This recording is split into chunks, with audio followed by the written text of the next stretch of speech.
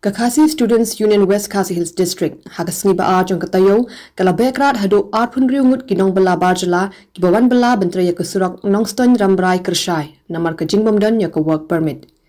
kini nongbylla barjala kedik blawan ra de company Spicer kibayo ban bentre ya ke project ka bakmi da ka NHIDCL ka KSU ka pentip bakini ki 8 riungut nongbylla kilapin Kenya ka Interstate Migrant Workmen Act 1979 ni anyu work permit kabla pintre kam hajilla na ru usnem a hajar khatway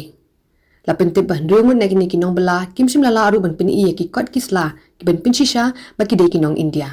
ka KSU kala pha lumlut ye ki tum kitam jo kini nongbylla ba kala bekrat baki lech phai shala ga jong ka jilla Labang kedua hangni dang hakatayo balala ka KSU kala penyeng ru hadu lightly ki khardop inline permit hakeleng ki jaga rung jaga mi ka jela ban perking ya ka rung kami ki bar jela kini ki khardop ki gentup ya kawai ha Athiabari West Khasi Hills kawai ha Paham Maulen Ribhoi bat kawai ha Thany Umstan East Janda Hills District KSU kala shim ya ka sinjam ban pinboard ya ka sarkar bakan pintrai kamno ya ka inline permit bat ka Meghalaya Residents Safety and Security Act hapo ka jela KSU Rambai Circle nilai wan hang ni site jongka petre ya ka suruk nong stone Rambai ke sai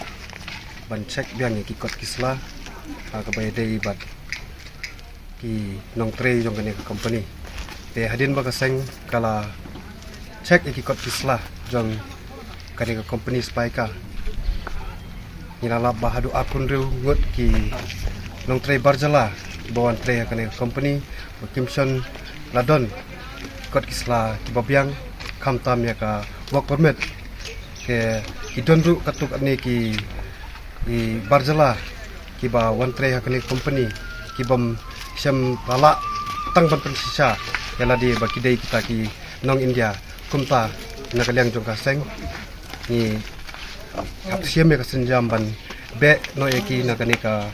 jalla jungi nda kila biang ikut kisla ki ba biang kila banwan tre biang te nakaliang ka seng ka kumba long ka seng hi bro kawai apo jalla ka jungi ni ban biang sesien ba ni dawa ya ka LP ban pentri kam no udwat ya ka MRSA